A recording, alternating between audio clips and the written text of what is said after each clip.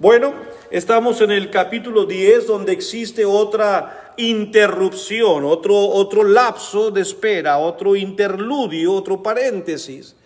Juan estaba revelando a los ángeles que tenían los sellos y luego las trompetas, y en eso hubo una interrupción, hubo un interludio, un paréntesis, y eso sirve para acaparar la atención. Pero no solamente para acaparar la atención por acapararla, sino porque viene un mensaje de parte de Dios. Al leer el Apocalipsis, no se le olvide recordar lo siguiente. Abra su libro de la Biblia, en el último libro de la Biblia, en Apocalipsis, por favor, y vaya conmigo, por favor, el capítulo 1. Cuando usted lea el Apocalipsis, no despegue su mente de esto que se escribió en el capítulo 1 de Apocalipsis. Y el versículo 1 al 3. Apocalipsis 1, versículo 1 al 3. Apocalipsis, último libro en la Biblia, verso 1 al 3. La revelación de Jesucristo que Dios le dio para manifestar a sus siervos las cosas que deben suceder pronto. Dice, para manifestar a sus siervos las cosas que deben suceder pronto, y la declaró enviándolo por medio de su ángel a su siervo Juan. A ver, aquí en el versículo 1 hay una cadena de seres que no podemos olvidar. La revelación viene de Dios, según el versículo 1. Él se la da a Jesucristo, su Hijo. Este a su vez, dice el versículo 1, que la declaró enviándola por medio de un ángel, y ese ángel se la dio a Juan, y Juan se la iba a dar a los siervos, es decir, a quienes escribe. Vemos en esa cadena 5 eslabones muy importantes: Dios, Cristo, un ángel, Juan y los receptores.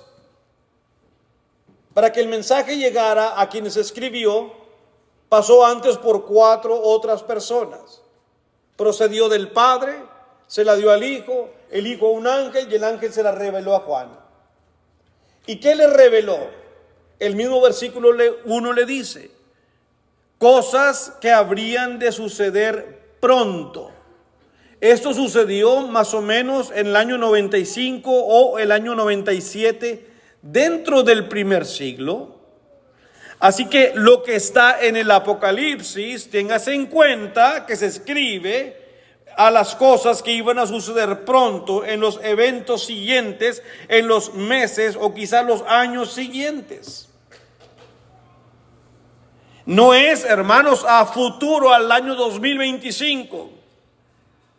¿De qué le iba a servir un mensaje a los cristianos sufrientes del primer siglo?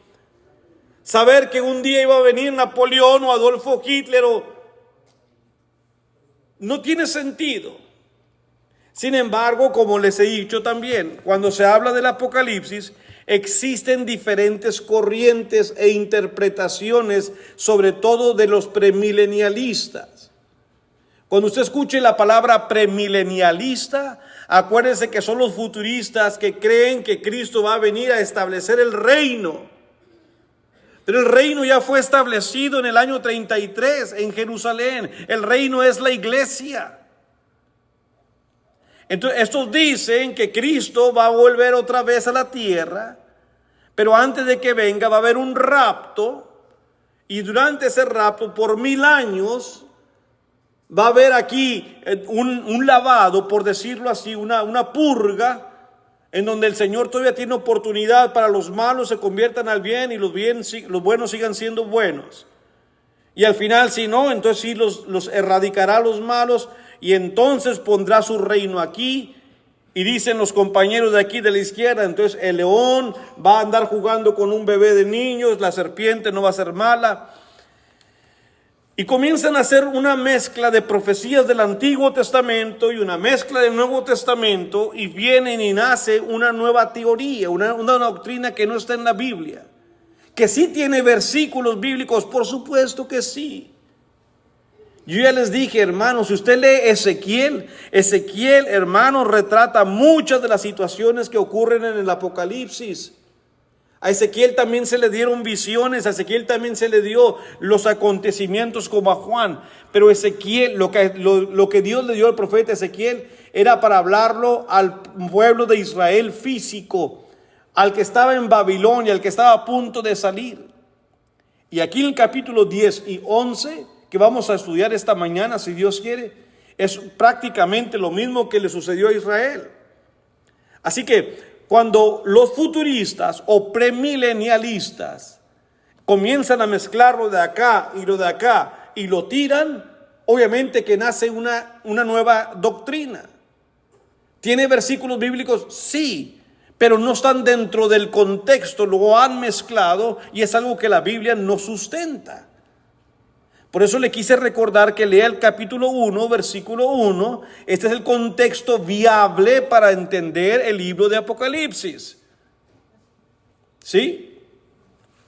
Versos 2 y 3 del Apocalipsis 1, antes de empezar, dice la Escritura: así que las declaró enviándola por medio de su ángel a su siervo Juan, que ha dado testimonio de la palabra de Dios. Quise leer esto porque al rato lo voy a mencionar. Juan ha dado testimonio de la palabra de Dios y del testimonio de Jesucristo y de todas las cosas que has visto. Dios escogió a este personaje, a Juan. No se le olvide que Juan fue uno de los primeros apóstoles. Juan es el que duró vivo más que cualquier otro apóstol. De hecho, cuando a Juan se le da esta visión, él ni siquiera estaba en Roma. Lo habían llevado cautivo a la isla de Patmos, y allá lo tenían trabajando forzadamente y estaba siendo erradicado por causa de la palabra. Y allá fue que Dios lo saca y le dice: ven acá. Y lo subió al cielo en el pensamiento, en la visión. Dice que, recuerdan la primera visión del capítulo 4, vio una puerta abierta en el cielo y la voz dijo: sube.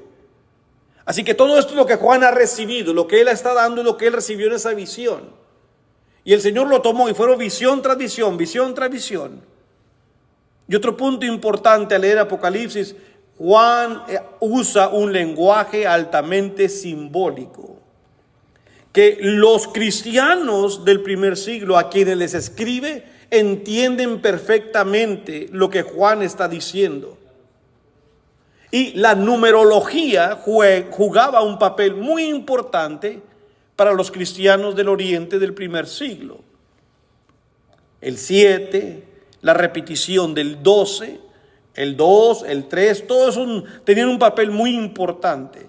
Entonces, si usted olvida estos conceptos al leer Apocalipsis, usted no tiene un fundamento, se va para donde...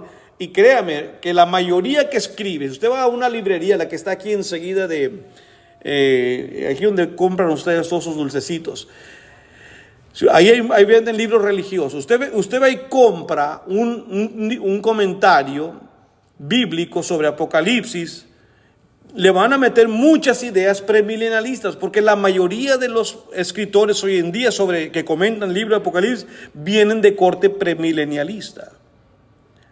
Entonces son la idea de que todavía el reino no ha sido establecido. Y esto no es así. El reino ya fue establecido. Bueno, con esto en mente, vamos al capítulo 10, porque existe otro preámbulo antes de que se toque la séptima trompeta. Y al llegar a esta parte, el progreso normal de los juicios anunciados por las trompetas. Recuerde que había 7 trompetas que estaban tocando y cada trompeta tenía un significado. Y dijimos en la lección pasada que las trompetas se usaban para llamar la atención. Era el pregonero que usaba y venía un mensaje. Juan ha visto 7 trompetistas que han tocado y cada una trae un mensaje distinto. Y antes de que se toque la séptima trompeta existe este intermedio, este paréntesis. Lea conmigo en el capítulo 9, verso 13 al 21. Esto ya lo estudiamos la semana antes de irme al viaje a Perú, pero por eso quise recordar todos estos versículos. Apocalipsis 9, verso 13 al 21. Estos solamente son recordatorios. Dice: Apocalipsis capítulo 9, comenzando el versículo 13. El sexto ángel tocó la trompeta, y oí una voz entre los 4 cuernos del altar de oro que estaba delante de Dios, diciendo al sexto ángel que tenía la trompeta: desata los 4 ángeles que están atados junto al gran río Éufrates. ¿Sí? Recuerda que había 4 ángeles que iban a soltar los vientos, y esos vientos eran juicios sobre el Roma, y que un ángel vino y dijo: espera, no los sueltes, déjalos ahí amarrados. Vamos a sellar primeramente, vamos a poner un sello en la frente de todos los hijos de Dios. Entonces les dijo: no, aguanta. Y es lo que está ocurriendo aquí. No ha tocado la séptima trompeta, y le dicen a los ángeles que están sosteniendo esto, diciendo el versículo 14, diciendo al sexto ángel que tenía la trompeta: desata los 4 ángeles que están atados junto al gran río Éufrates. Y fueron desatados los 4 ángeles que estaban preparados para la hora, día, mes, año, a fin de matar a la tercera parte de los hombres. Ok, recuerde que esta es una enunciación, una proclamación sobre Roma. Roma ahorita es la fuerza que está hostigando al pueblo de Dios.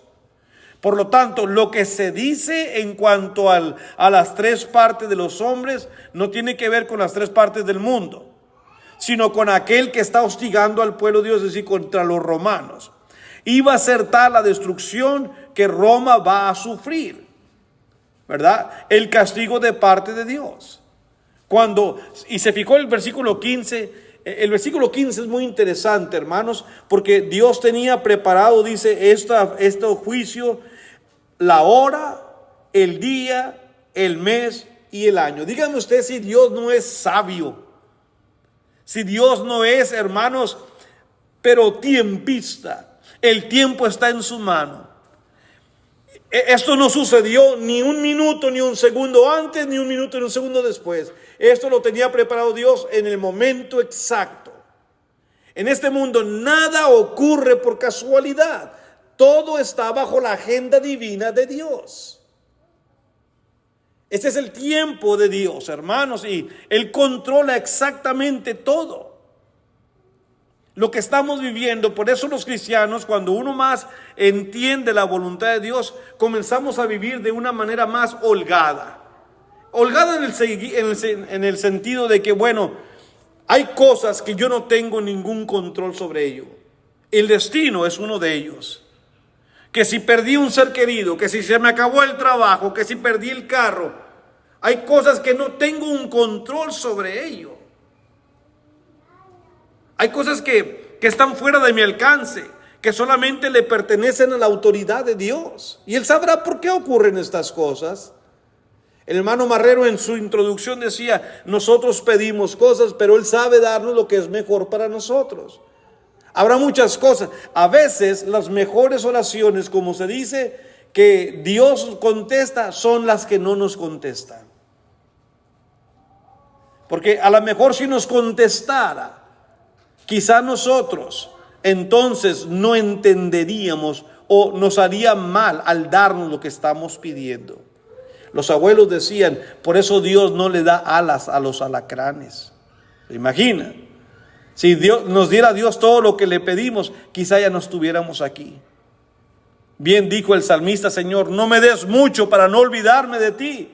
Tampoco me des poco para no andar mendigando ni andar hablando contra ti. Ay, nomás manténme, ¿verdad? Solo dame lo que necesito. Y esa debería ser nuestra petición. Que el Señor nos dé lo que solamente necesitamos. Entonces todo está bajo el control de Dios. Sigue diciendo el verso 16.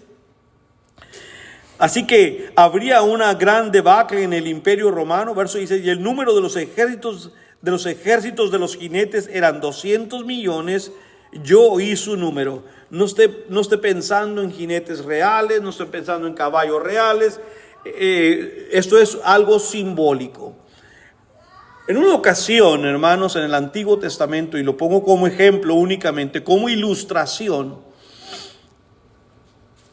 el profeta Elías fue a hacer una visita y Elías o Eliseo, los tengo ahorita en la mente, no los tengo bien definidos, pero uno de ellos fue a hacer una visita, creo que fue Eliseo. Y entonces cuando salieron de esa visita, el siervo de Eliseo le dice que qué van a hacer, que ellos están atrapados. Son muchos los que están contra nosotros, decía el siervo. Estaba muy preocupado y estaba casi a punto de llorar. Eliseo le dice al padre, por favor, ¿verdad? Hace una oración para que le ayude a su siervo a abrir los ojos. Es decir, enséñale lo que yo puedo ver, enséñale con fe lo que está ahí. Y Dios le concedió y abrió sus ojos, es decir, en sentido espiritual. Y en todo así el horizonte estaba lleno de jinetes de Dios con espadas desenvainadas, listos para pelear contra el enemigo. Y cuando el siervo de Dios lo vio, el siervo de Eliseo lo vio, ¿verdad? No hizo otra cosa más que rendirse ante Dios. Hermanos, yo pienso que muchas de las cosas son así en nuestras vidas. Por eso el dicho que dice, a veces nos ahogamos en un vaso de agua. Tan ingenuos somos, tan faltos de fe, que cuando el vasito se nos llena de agua nos andamos ahogando. Necesitamos, como al siervo de Eliseo, que Dios nos abra los ojos y decir, espera, ¿y yo qué? ¿Cuándo vas a confiar en mí? Aquí había 200 millones de jinetes listos para luchar contra una Roma que parecía potente, que nadie le podía hacer daño. Y dijo Dios, espera, ¿hay algo que yo puedo hacer? No te ahogues en un vaso de agua. Los jinetes de Roma, los soldados eran grandes, eran altos, era gente preparada en la guerra. ¿Se acuerda el pueblo de Dios cuando Samuel vio a los hijos de David? O cuando vio a Saúl, cuando eligieron a Saúl. Saúl dice que un hombre muy alto, de los hombros sacaba altura a todo el mundo. Escogían el más alto, este es el rey. Como que si este es el que los va a salvar. No es el rey, no es la altura, no es la fortaleza, es Dios. David era un hombre de estatura pequeña, un joven inexperto en la guerra. ¿Y qué hacía David? David fue y le sacaba al mismo oso y león, le abría el hocico y sacaba de ahí la borreguita que le querían quitar. David se enfrentó al gigante Goliat y con una piedra lo mató. No es el hombre, es Dios. Y este es el mensaje. Lo fue en el Antiguo Testamento y lo es en el libro de Apocalipsis. Sí, Roma parecía que no sería destruida. Dijo Dios, confíen, ustedes están conmigo. Déjenme a Roma a mí. Sí, Nerón, Domiciano, esos emperadores, hermanos, muy malos, que hostigaron demasiado al pueblo. Déjenmelos a mí. Que esta guerra, como cantamos un himno, no se gana con espada, sino con el poder de Dios. Y nosotros hoy en día la lucha que tenemos es la misma que dice el apóstol Pablo en los Efesios capítulo 6, versos 10 al 12. Hermanos, tomad toda la armadura de Dios para apagar los dardos de fuego del maligno. Tenemos que vestirnos de la armadura. Al enemigo no se le gana peleando físicamente, se le gana con oración. Se le gana leyendo la palabra, se le gana alimentando nuestro espíritu con él. Así somos fuertes. Así cuando el tentador nos tiente y venga el pecado, le podemos decir no al pecado. Si estamos fuertes, si tenemos a Dios de nuestro lado. Pero si queremos pelear esta batalla sola, nos va a derrotar cada rato Satanás y se va a reír de nosotros. Y cada rato estamos perdiendo las batallas y caemos en pecado y luchamos porque nos falta fe. Nos falta más oración, nos falta acercarnos más al Señor. Pero no es de Dios la culpa. Nosotros somos los culpables porque nos hemos retirado de Dios.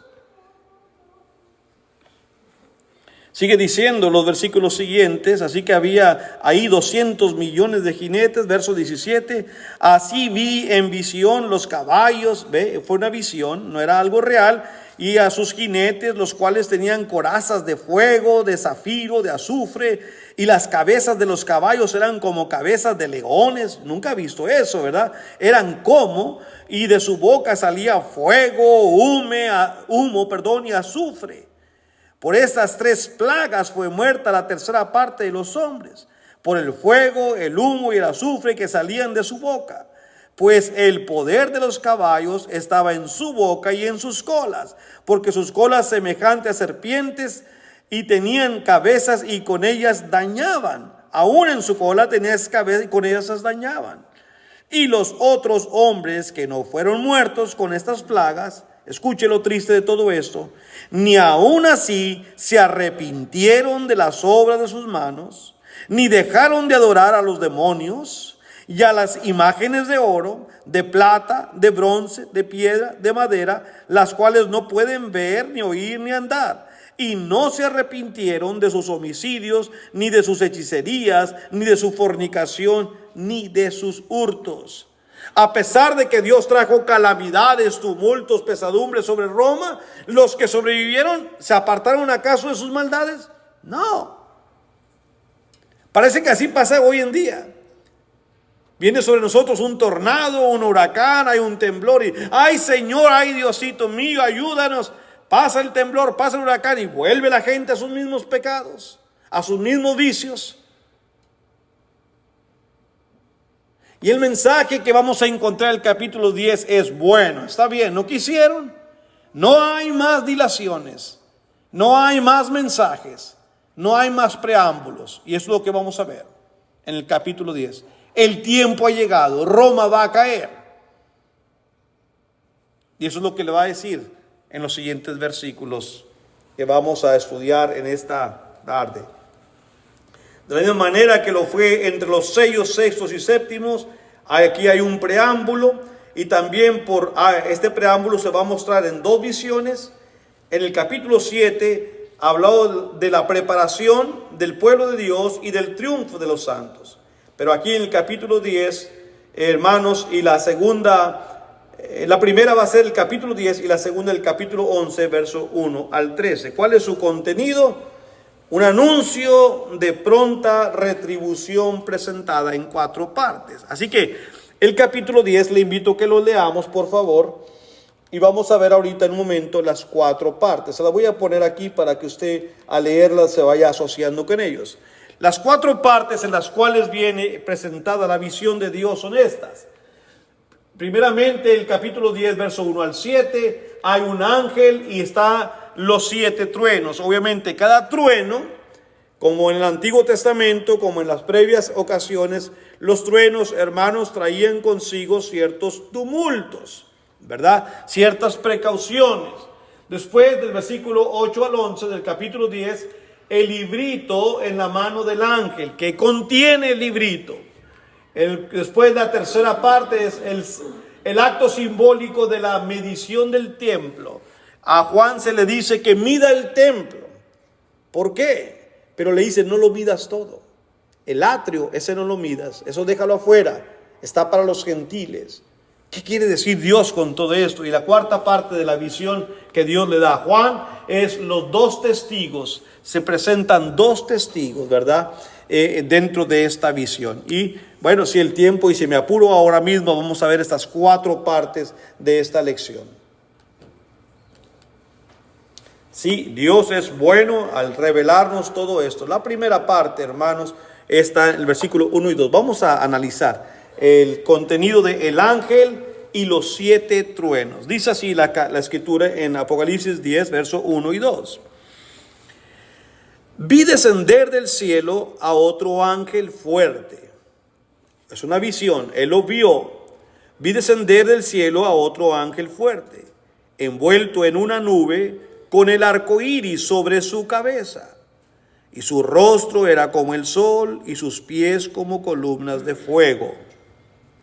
Ese arco iris le recuerda a usted un pacto que Dios hizo. Recuerda en el diluvio, cuando Dios aniquiló o mató a todas las personas, con la excepción de 8 personas, que fue Noé, su esposa, los 3 hijos de Noé y sus 3 esposas de ellos, o sus esposas de ellos, mejor dicho, 8 en total.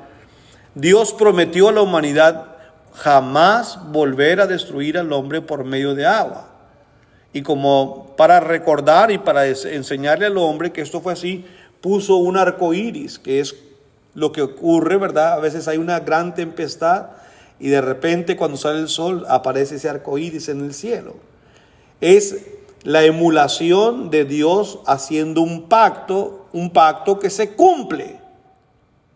Este ángel aquí aparece y viene un arco iris sobre su cabeza, donde significa que va a haber un pacto y que Dios lo va a cumplir. No hay nada que Dios haya prometido que no haya cumplido. Cuando vino a la tierra, ¿sabe por qué lo mató su pueblo? Porque él decía que él iba a destruir ese templo y el tercer día lo iba a reedificar. Y le decían, pero si se tardaron 38 años construyendo ese templo, y tú dices que lo vas a destruir en 3 días y lo vas a volver a reedificar. Y la Biblia explica, es que no hablaba del templo físico, hablaba de su cuerpo. Que su cuerpo, siendo el templo para Dios, sería muerto, destruido y sepultado, y al tercer día sería levantado. ¿Ocurrió? Por supuesto que sí. Solo que los judíos, como no querían que el Señor pasara como un verdadero hijo de Dios, decidieron darle mucho dinero a los soldados y le dijeron, es lo que vas a hacer. Esto se llama corrupción y siempre ha existido. El dinero compra muchas personas. ¿Cuánto quieren? Les damos a un montón de dinero y lo que ustedes van a decir es que usted, guardia, estaba cuidando la puerta de la tumba y se quedó dormido. No te preocupes, no te va a pasar nada, no te van a matar, aparte te va un montón de dinero. Y cuando tú te quedaste dormido, seguro que vinieron sus discípulos, se robaron el cuerpo y ahora andan diciendo que resucitó. Y fue lo que dice. Y cuando Juan escribe, dice, ese dicho es verdadero hasta el día de hoy entre los judíos. Satanás metió la cizaña, sembró la duda. Y unos dicen, pues ustedes dicen que resucitó, pero la mera verdad es que el guardia se quedó dormido, vinieron y se lo robaron. Quién sabe dónde lo escondieron y ahora andan diciendo que resucitó. Miren lo que hace Satanás, en vez de darle crédito. Pero Jesús anduvo 40 días apareciéndose después de resucitado. Y dice la escritura en 1 Corintios 15 que más de 500 personas en un mismo día lo vieron. Pero Juan, que fue escogido, según leímos en Apocalipsis 1:1, Juan es testigo de haber visto a Jesús resucitado. Y por eso Dios lo escogió. Así que usted va a proclamar lo que ha visto y lo que ha oído. Y Dios concede a Juan esta visión. Entonces leímos la primera parte, estamos leyendo acerca del ángel. Ya lo vimos que él desciende del cielo, por lo tanto Juan observa al ángel y describe en parte su apariencia y también su procedencia. Viene de Dios porque viene de arriba. Y luego también lo que trae en su mano, un mensaje divino. Venía envuelto en una nube, con el arco iris sobre su cabeza, su rostro era como el sol, sus pies como columnas de fuego. Muchos dicen, es que este es Cristo. A Cristo nunca se le trata ni se le describe como un ángel. Cristo no es un ángel, Cristo es Dios. Pero si usted lee todos los comentarios premilenialistas, aquí le va a decir que esto es Cristo. Este no es Cristo. Cristo nunca en la Biblia se le trata como un ángel. Verso 2. Tenía en su mano este ángel, tenía en su mano un librito abierto y puso su pie derecho sobre el mar y el izquierdo sobre la tierra. Bueno, al haber hecho esto, al poner un pie sobre el mar y el otro sobre la tierra, da a entender que su mensaje es para todos los moradores. Recuerde que en el Apocalipsis el mar significa la gente gentil, la gente de todo el mundo, ¿verdad? El mar representa esa multitud de gentiles. Tierra firme es el pueblo judío, en este caso la iglesia. Y al pararse el ángel así, de esa manera, con un pie en la tierra y el otro en el mar, significa que el mensaje que trae es para todas las personas, ¿sí? Es para todo el mundo, tanto para cristianos como para no cristianos. Versículo 3 dice después, y clamó a gran voz, este ángel, como ruge un león, y cuando hubo clamado, 7 truenos emitieron sus voces. Este rugido, hermanos, atrae la atención, ¿verdad? Obviamente, y se van a escuchar 7 truenos, pero los 7 truenos también traen un mensaje. Verso 4. Cuando los 7 truenos hubieron emitido sus voces, dice Juan, yo iba a escribir, Pero oí una voz del cielo que me decía: sella las cosas que los 7 truenos han dicho y no las escribas. Se le ordena sellar y no escribir. ¿Qué significa, hermanos, sellar? Bueno, a diferencia de lo que había estado haciendo, a escribir lo que Dios le dice, esta vez vas a profetizar. Esta vez vas a hablar. Llegó el tiempo, ya no vas a escribir. Ahora es el tiempo de hablar directamente. Esto es lo que sigue ahora. Y de hecho, van a ver cómo enseguida el Señor le da otra orden. Verso 5. Dice: y el ángel que vi en pie sobre el mar y sobre la tierra levantó su mano al cielo y juró por el que vive por los siglos de los siglos, que creó el cielo, las cosas que están en él, y la tierra y las cosas que están en ella, y el mar y las cosas que están en él, que el tiempo no sería más. Los truenos, hermanos, son símbolos de amonestación, y viene una advertencia de que la ira divina vendrá. Ya no hay más tiempo para esperar. En otras palabras, hay 7 truenos, hay 7 sellos, hay 7 trompetas, hay 7 copas. Esto no es algo fuera de lo común. Hay un sentido por el que ocurre esto. Entonces el versículo 6 dice, diles que el tiempo no sería más, sino que en los días de la voz del 7º ángel, cuando el 7º ángel hable o emita su trueno, cuando él comience a tocar la trompeta, el misterio de Dios se consumará, como él lo anunció a sus siervos y los profetas. Ya no hay más advertencia, Juan, ya no escribas, ahora lo vas a decir, que el tiempo ha llegado. No quisieron arrepentirse, recuerda lo que leímos en el capítulo 9. ¿Acaso se arrepintieron?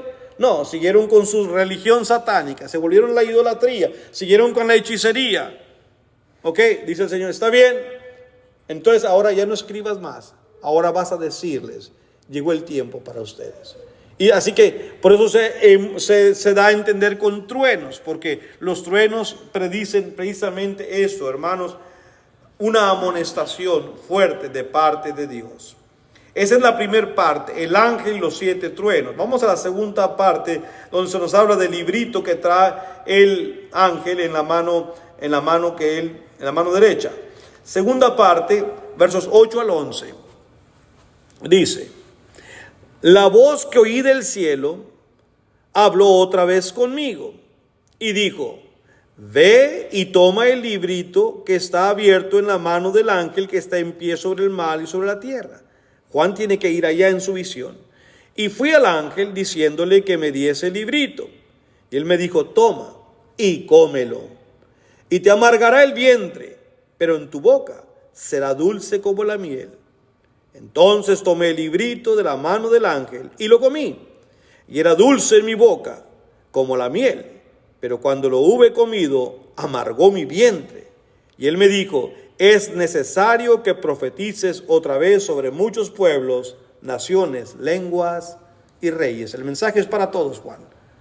Ahora es tiempo. Ya comiste el librito, ahora vaya, hable, porque está lleno de la palabra. Lo has comido. Ve cómo esto es un lenguaje simbólico. Yo no puedo, por mucha hambre que tenga, esto no me apetece a mí, aunque tenga hambre física. Esto no es una hamburguesa, no es una pizza, no es nada. Yo no me comería esto. Pero en la visión que Dios le da a Juan, Dios le dice: le vaya, agarre el libro y cómalo. ¿Qué significa todo esto, hermanos? Es bueno que nosotros lo analicemos. Bueno, lo dulce y amargo alude a la experiencia de recibir con gozo su palabra. Como yo le dije ahorita al empezar, yo estoy disfrutando de estos sermones. Al estudiar la palabra, al hablar, hermanos, por ejemplo, cuando predicamos y hablamos de los juicios de Dios, cuando usted sabe que está hablando conforme a la palabra, es un sentimiento dulce, hay gozo porque Dios te está usando. Pero el decir que vienen juicios, que Dios va a condenar al desobediente, eso no produce gozo. Eso nos da tristeza, aunque es la realidad.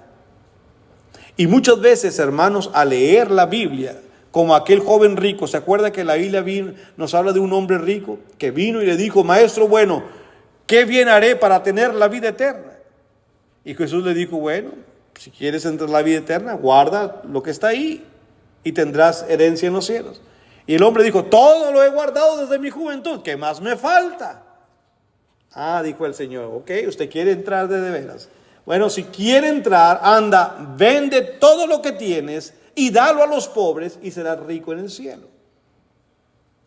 Y aquel hombre se fue triste porque tenía muchos bienes y se fue. Y dijo Dios: este es el problema. ¿Qué es lo que ocurre? Muchas veces nosotros, cuando oímos la palabra y oímos de que Jesucristo dijo: voy pues a preparar lugar para vosotros, y si me fuere y os prepararé un lugar, vendré por vosotros y os tomaré y los llevaré, etcétera. Nos da gozo oír eso. O aquello que le dijo a Marta a María: no te he dicho que si tú creyeres, que el que cree en mí, aunque esté muerto, vivirá. Y nos da gozo saber eso.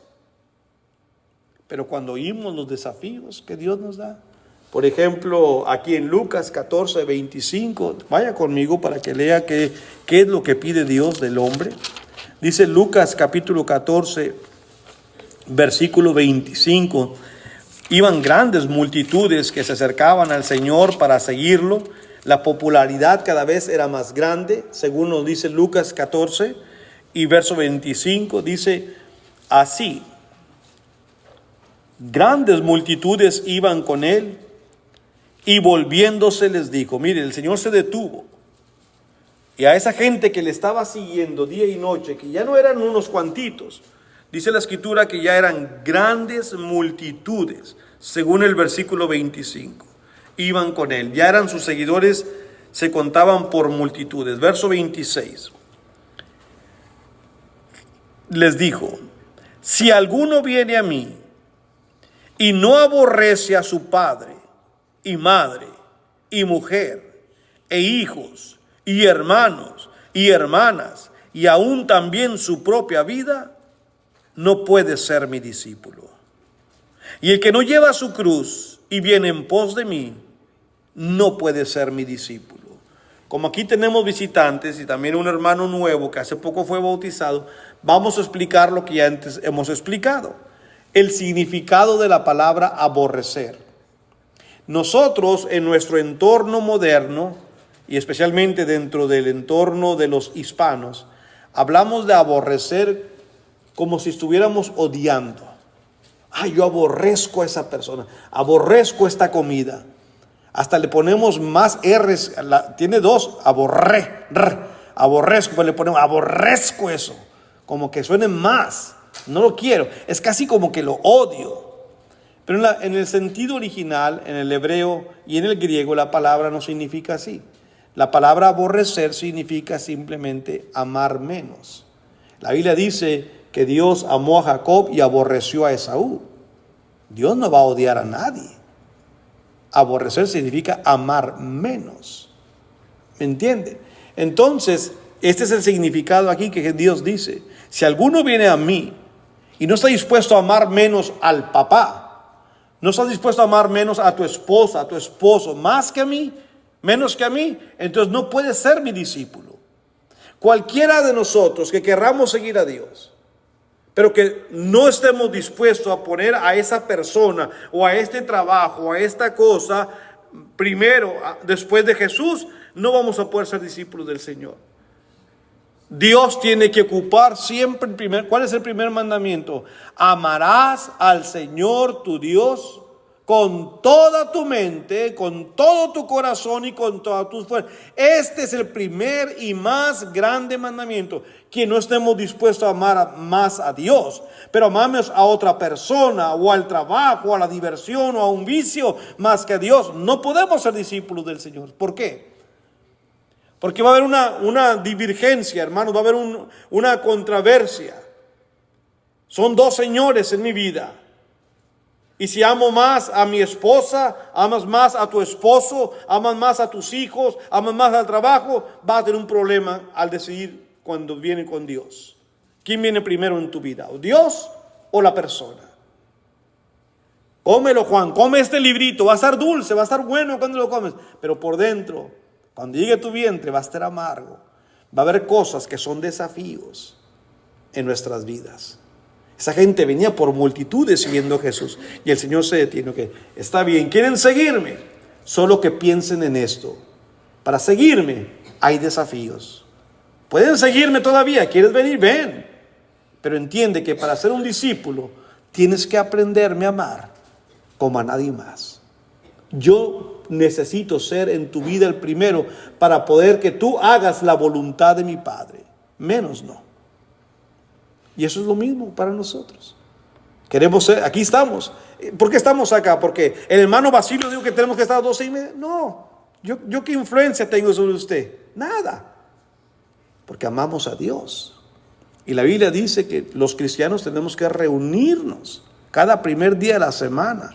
Venimos a recordar la muerte de Jesucristo. Venimos a alimentar nuestro espíritu. Venimos a ofrecerle al Señor lo mejor de nosotros. Venimos a darle gracias por todo lo que Él hace por nosotros. La semana tiene 7 días. Y darle al Señor solamente 2 horas no debe de ser mucho, ni debe de ser pesado para nosotros.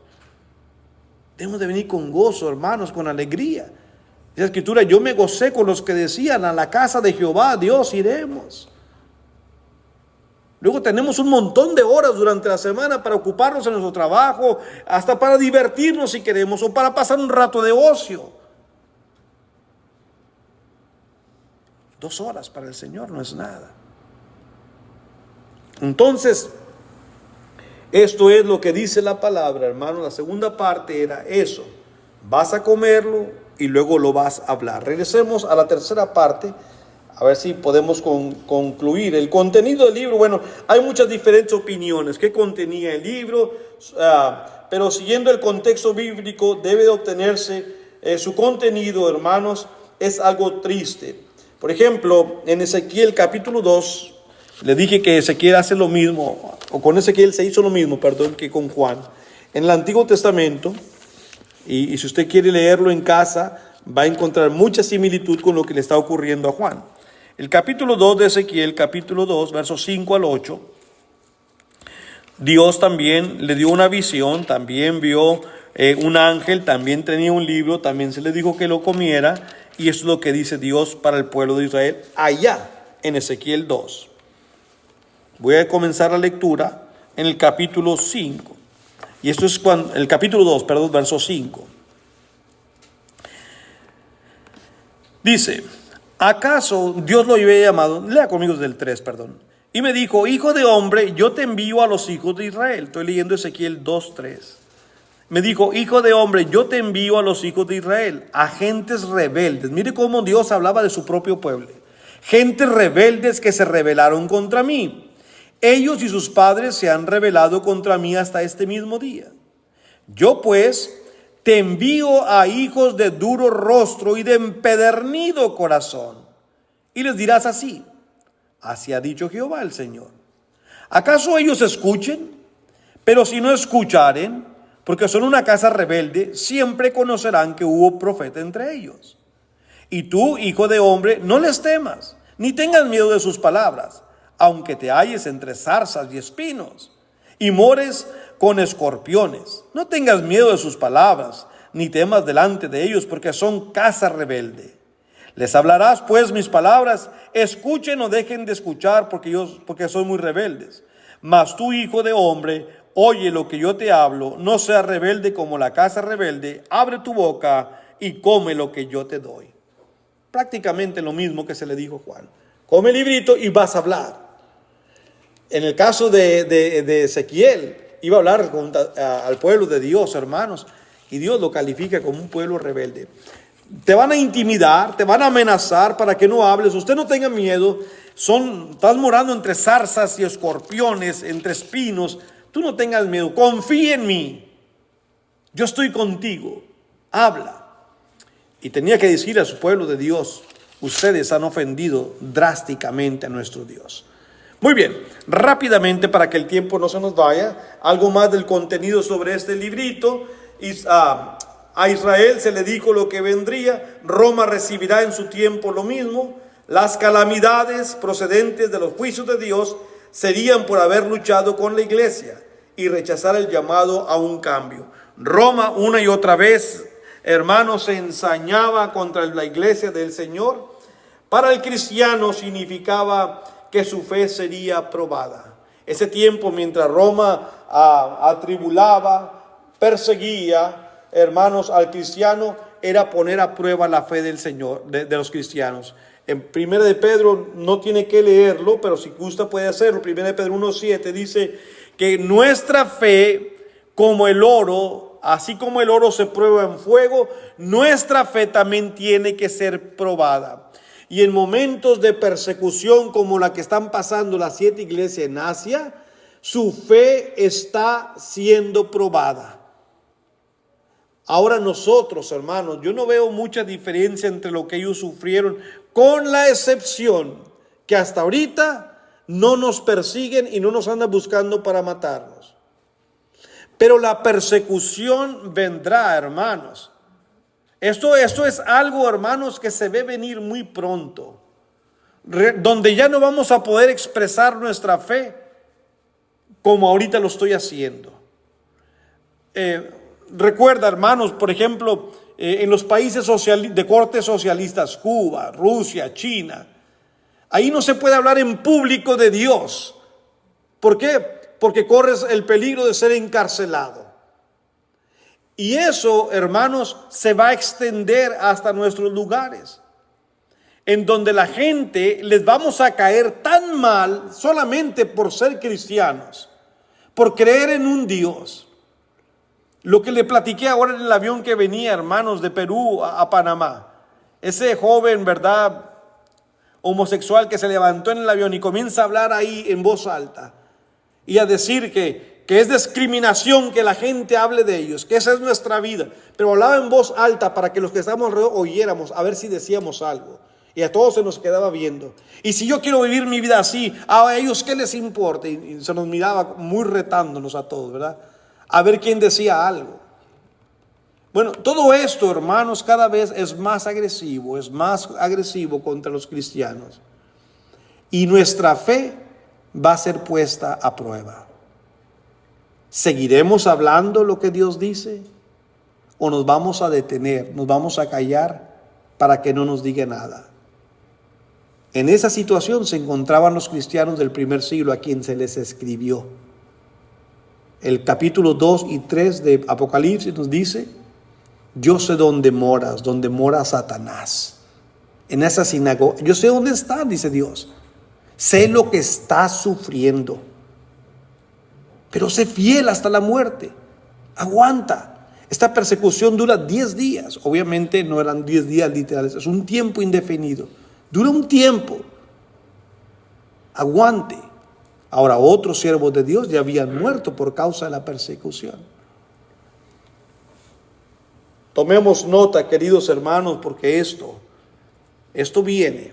Y en 1 de Pedro 3:13, ese versículo sí quisiera que lo leyéramos, porque es un versículo de mucho pundonor, pudiéramos decir, de mucho ánimo, que comparte el apóstol Pedro con nosotros. Y dice en 1 de Pedro 3 y el versículo 13: ¿y quién es aquel que os podrá hacer daño si vosotros seguís el bien? Quédate con el Señor. ¿Quién te va a poder hacer algo?